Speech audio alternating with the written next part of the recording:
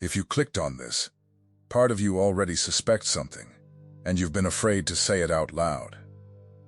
So, let me say it for you. You are about to step into a version of your life that you've quietly imagined, but never dared to believe was actually yours. Not someday. Not if things finally calm down.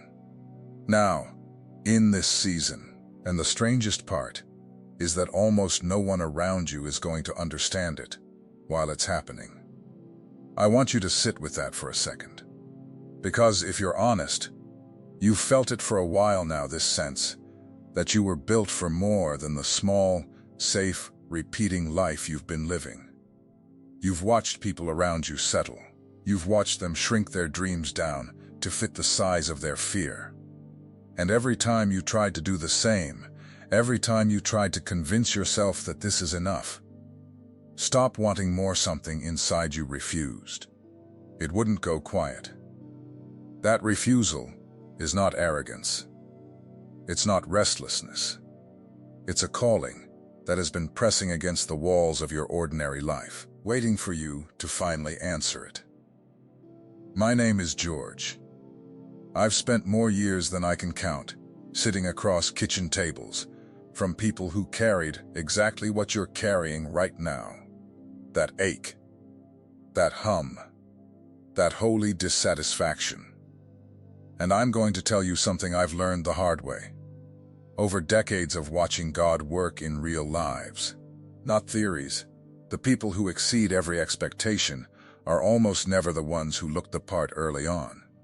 They were the overlooked ones, the late bloomers, the ones who got counted out. And that's exactly why what's about to happen to you is going to surprise everyone, including, maybe, you. So stay with me.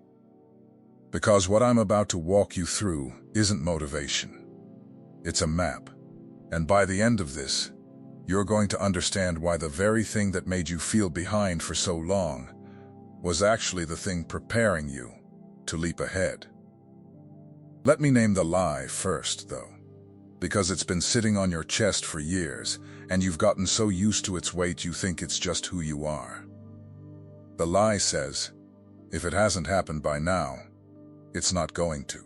The lie says, you missed your window.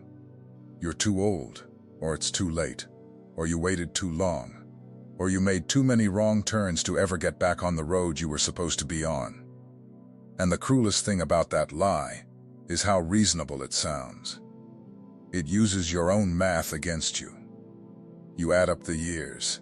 You count the chances that came and went. And the number feels like a verdict. But God does not do math the way you do. He's not adding up your wasted time and subtracting it from what's left. He multiplies. He takes the broken pieces and the lost years and the dead ends, and he doesn't discard them. He folds every single one of them into the thing he's building. Nothing in your story is wasted material. The detour was part of the route. You were never off the map. You were on a part of it you couldn't read yet. Let me start where it really starts. Not with success, with waiting. There's a story most people skip right past, and I want to slow down on it, because it's yours more than you know. Long before he ever stood in a palace, before he ever interpreted a single dream for a king, there was a young man named Joseph, sitting in the bottom of a prison cell he did not deserve to be in. Think about where he'd been. He'd had dreams, real ones, vivid ones, the kind that wake you up at night with your heart pounding because some part of you knows they came from somewhere beyond you. He'd seen, in those dreams, a future where he would rise, where even his own family would one day look to him. And what did those dreams get him? Betrayed by his own brothers, sold like cattle, thrown into a pit, hauled off to a foreign country where he didn't speak the language, and then, just when he'd clawed his way back up to something stable, just when he was finally trusted and respected in a powerful man's house, he was falsely accused and thrown into prison anyway. I want you to picture him there. The stone floor, the damp air, the sounds of other forgotten men coughing in the dark. Years passed in that place. Not days, not weeks, years. And here's the part that should stop you cold. At one point, he helped 2 other prisoners. He interpreted their dreams accurately, told one of them he'd be restored to his position, and asked for one simple thing in return when things go well for you. Remember me. And that man walked out, got his life back, and forgot Joseph completely. For 2 more full years. Imagine carrying a promise inside you, while the one person who could have helped you forgot you existed. Now here's what I need you to understand, because this is the hinge everything turns on. Joseph wasn't being punished in that cell. He was being prepared. Every year of being overlooked was sharpening something in him that comfort never could have. The patience, the character, the ability to hold power without being corrupted by it. The kind of man who could stand in front of the most powerful ruler in the world and not flinch. That man is not made in a palace. He's made in a prison. And when the moment finally came, when the king needed someone, anyone, who could do what no one else could, Joseph was ready. He went from the lowest place in the kingdom to the second highest seat of power in a single afternoon. One conversation, one door, after 13 years of closed ones. And that's the same thing Scripture means when it talks about a person being set apart. It doesn't mean you're put on a shelf to be admired. It means you're being kept protected, refined, held in reserve for a moment that hasn't arrived yet. The waiting was never the absence of the calling. The waiting was the calling. So let me ask you something. How long have you been in your version of that cell? How many years have you been doing the quiet, faithful, unseen work that nobody claps for? How many times have you watched someone less prepared, less committed, less worn down by the process, get the thing you've been praying for, and you smiled for them on the outside, while something in you whispered, "When, Lord? When is it my turn?" I'm not going to give you a fake timeline. I won't pretend I know the day. But I will tell you this with everything in me. The length of your delay is directly connected to the size of what's coming. People who are being prepared for small things don't get tested this long. You've been in the process this long because what's on the other side of it requires this much depth. They were not wasting your time. They were building your foundation. Here's where it gets real, though, because I don't want to leave this floating in the abstract. Let me bring it down to where you actually live. It's a Tuesday. Nothing special about it. You're standing at the kitchen counter at 6 in the morning, coffee going cold in your hand, and you're scrolling. You know you shouldn't be, but you are, and you see it. Someone you know. Someone who, let's be honest, you never thought had half of what you have. And they just announced the thing. The new job, the new house, the launch, the win, and you put the phone face down on the counter a little too hard, and you stand there in the gray morning light, feeling something you'd be ashamed to admit out loud. Not hatred. Worse, that quiet, hollow question, what's wrong with me? I want to talk to you right there, in that kitchen, in that exact moment. Because there is nothing wrong with you. What you felt was not jealousy at its root. It was recognition. Some part of you knows you were made to carry something significant, and watching someone else step into their moment scrapes against the wound of your own delay. But hear me, their harvest is not your timeline. Their season has nothing to do with the seed God planted in you. You're not behind. You're being grown in a different soil, on a slower clock, for a heavier fruit. The tree that grows fast snaps in the first real storm. The one that's meant to last takes its time pushing roots down where no one can see. Let me tell you about a man I knew. I'll keep his name out of it, but I'll never forget him. Because for years, he was the picture of being stuck. He drove the same delivery route for almost 2 decades. Same streets, same houses, same dogs barking at the same fences. He used to tell me, half joking, that the route knew him better than his own kids did.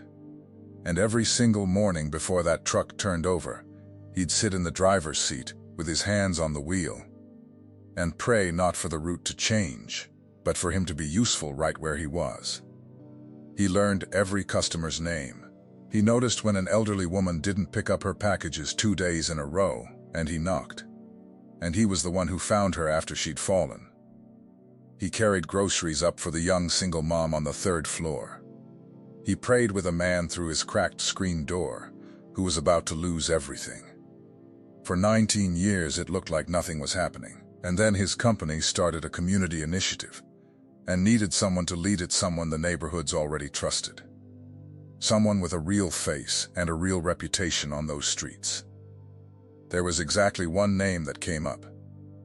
He went from the truck to a role he didn't even know existed, leading something that's now touched thousands of families. 19 years of faithfulness in the invisible place. And then one door. Just like Joseph. Sound familiar?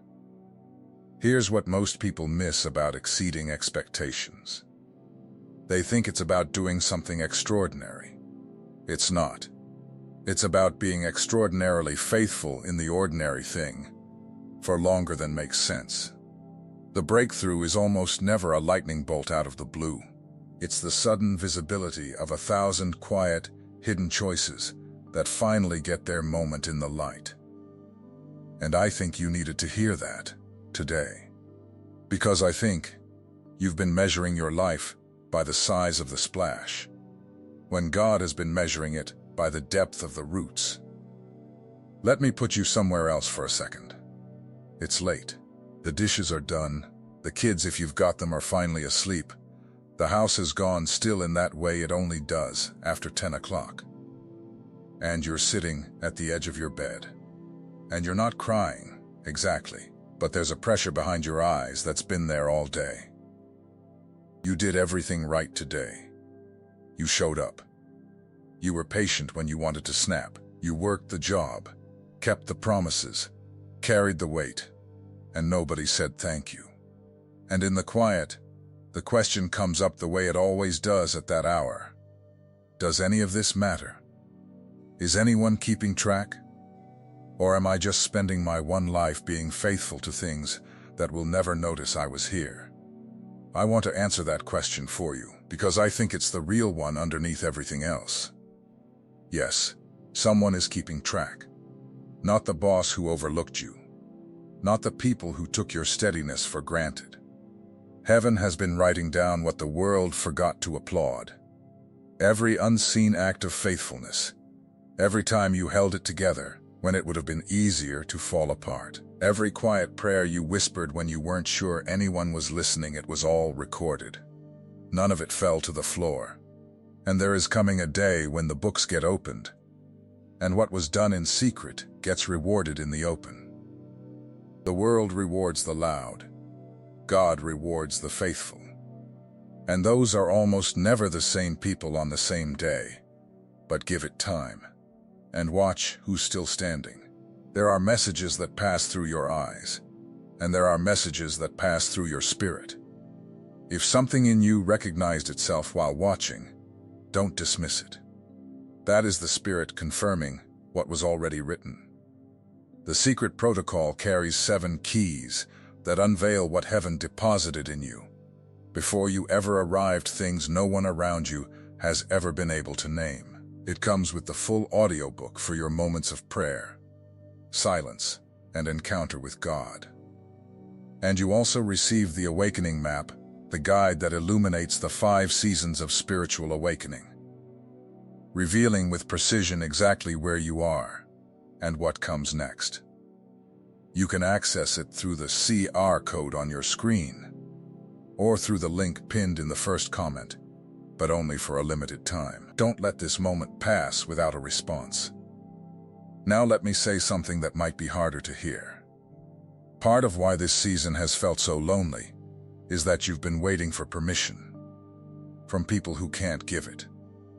You've been showing your dreams to family members who love you, but can't see past the version of you they've always known. You've been quietly hoping a boss, a friend, a parent would finally look at you and say, "Yes, I see it too. Go." And it hasn't come. And that silence has felt like a verdict. It isn't. Let me tell you why. Go back to that prison cell with me for a moment, but look at it differently this time. Do you know what Joseph did not have? He didn't have a single person on the outside championing him. The one man who could have spoken his name forgot him. His family thought he was as good as dead. He had no network, no platform, no advocate. What he had was a gift God placed in him, and a character God built in him. And when the moment came, those two things did all the talking. He didn't need permission from the people around him. He needed readiness for the door that only God could open. And that's where you are. You keep waiting for the people in the boat with you to confirm your calling. But here's the truth. The people in your boat are not the ones who hand out your assignment. Sometimes, the very people closest to you are the last ones who will be able to see it, precisely because they're too close. A prophet isn't honored in his own hometown. The people who knew you when will always struggle to see the who you're becoming. That's not their failure, and it's not yours. It's just the nature of the thing. Don't take it personally. Take it as confirmation that you've outgrown the size of the room you've been waiting for applause in. You don't need them to clap. You need to keep walking. And here's something I've watched play out so many times I'd stake my life on it. The closer you get to the door, the quieter the encouragement gets, and the louder the discouragement gets. It's almost like a law. When you were nowhere near your breakthrough, everybody had advice. Everybody had an opinion. The noise was constant. But the closer you get to the real thing, the actual assignment, the door only God can open, the more isolated it starts to feel. Because fewer and fewer people can walk with you into a place they've never been. Don't mistake that thinning crowd for abandonment. The people fall away because the path narrows. And the path narrows because it's leading somewhere specific. Wide roads lead to crowded, common places. The narrow path is the one almost nobody's willing to walk. And that's exactly why so few arrive where it goes. You're not alone because you're forsaken. You're alone because you're being singled out. Let me give you a sign, something real you can hold on to in the days ahead. So you know you're not making this up. When the moment of breakthrough is near, things often get harder before they get better. The pressure tightens. The opposition gets louder. The doubts come in waves right when you least expect them. Most people read that as a signal to quit. They think the increased resistance means they're on the wrong path. It's the opposite. You don't get fierce resistance over a destination that doesn't matter. The enemy of your soul doesn't waste energy on a future that isn't a threat. If everything in your life seems to be conspiring to make you give up right now, lean in close, because that is very often the labor pains right before the birth. The night is loudest just before the dawn breaks it open. I learned that one in my own life, and I'll tell you about it plainly, because I don't want you to think I'm standing on some mountain I never had to climb. Years ago, I went through a season where I was sure God had forgotten me. I'd given my life to serving Him, and on paper, everything was falling apart anyway. I remember sitting in my car in an empty parking lot one night, long after I should have gone home, just gripping the steering wheel with both hands. The dashboard lights were the only thing glowing. And I prayed the kind of prayer you only pray when you've got nothing left to perform, no fancy words. Just, I don't understand what you're doing. And I'm so tired of waiting. I didn't get an answer that night. No voice. No warmth. Nothing. I drove home in silence, feeling like a fool. But looking back now, I can see it. That season I thought was God's absence was actually the deepest preparation of my entire life. Everything I do now, every person I've been able to reach, every word that's landed in someone's spirit, at the exact moment they needed it, all of it, was forged in that silent, lonely stretch I begged him to end early. If he'd answered my prayer on my timeline, I would have been launched into something I wasn't built to carry yet. The delay didn't deny my destiny. The delay was the only thing that made my destiny survivable. So if you're in the silence right now, if you've prayed, and the heavens feel like brass, I am not going to insult you by telling you it's easy. I'll tell you the truer thing. The silence is not empty. Something is being built in you. Under the surface, in the dark, that could not be built any other way. And the day it surfaces, the people who watched you struggle are going to be stunned. They'll call it luck. They'll call it overnight. You and God will know it was 13 years in a cell. Let me bring in one more picture, because I don't want you to walk away thinking the calling is only about big public moments. There was a woman in a crowd one day.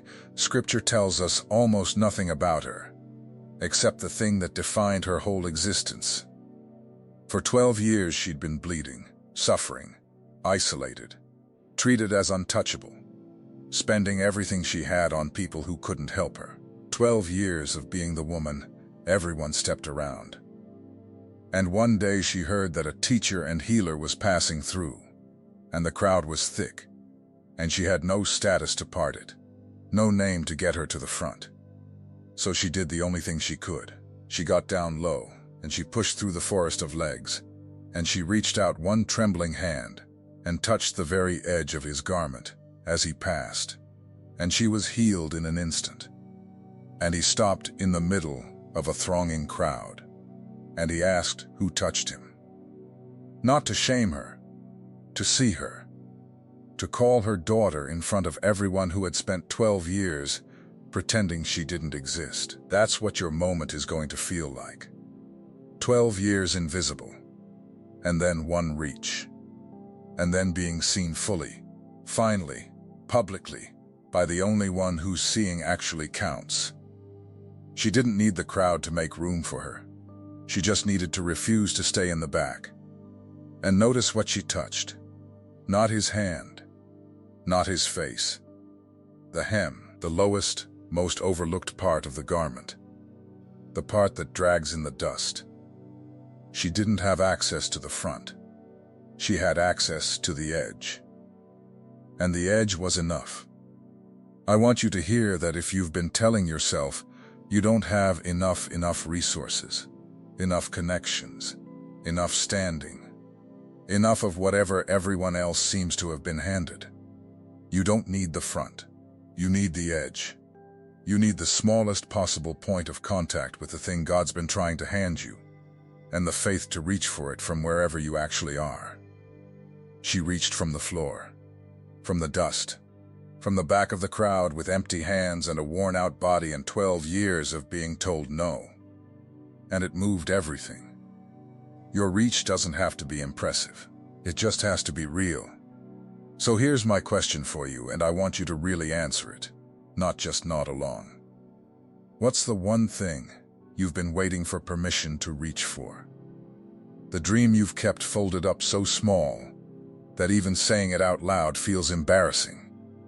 Because I think today is the day you stop asking the crowd to part and you start pushing through.